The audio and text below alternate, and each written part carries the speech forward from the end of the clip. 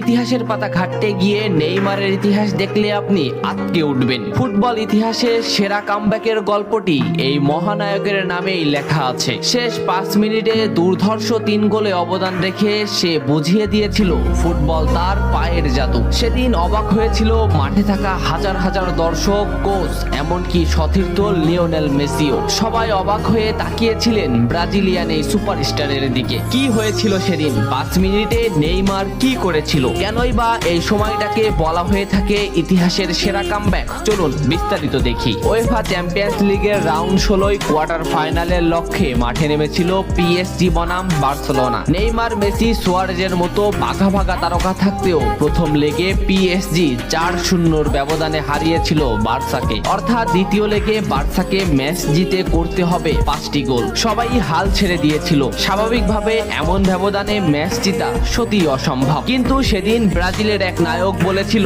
এটা সম্ভব, আমরা এটা করে দেখাবো। যেভাবেই হোক না কেন আমরা দলকে ম্যাচ জেতাতে চাই। 2017 সালের 8 মার্চ অনুষ্ঠিত হয় এই ম্যাচের দ্বিতীয় লেগ। ম্যাচের শুরু থেকেই ক্ষিপ্ততা আর দক্ষতা দেখাতে শুরু করেন নেইমার। এই ম্যাচে যেন আবির্ভাব হয় কোনো এক নতুন নেইমারের। এই নেইমারকে তো কেউ চেনে না। ম্যাচের 3 মিনিটেই লুইস সুয়ারেজ পেয়ে যায় প্রথম গোলের দেখা। এরপর নেইমারের ক্ষিপ্ততায় একের পর এক আক্রমণ সাজাতে থাকে বার্সা। এদিন যেন নেইমারকে কোনোভাবেই আটকাতে পারছিল না পিএসজি। নেইমারকে আটকাতে একের পর এক ফাউলই বেছে নিয়েছিল তারা। ম্যাচের 40 মিনিটে লেভিনের আত্মঘাতিক গোলে বার্সা পায় দ্বিতীয় গোলের দেখা। ম্যাচের 50 মিনিটে ক্ষিপ্ত থাকা নেইমারকে ডি বক্সের ভিতর ফাউল করে ফেলে দেওয়া হয়। এতে বার্সা পেয়ে যায় পেনাল্টি। পেনাল্টিতে গোল করে দলকে এগিয়ে নেন লিওনেল মেসি। তবে যেমনটা ভাবছিলেন এই ম্যাচের গল্প ফুটবল বিধাতা তেমন ভাবে লেখেননি। 62 মিনিটে বার্সার কফিনে শেষ প্যারাটা পুড়ে দেন এডিনসন কাভানি। এতেই স্তব্ধ হয়ে যায় ক্যাম্প নু।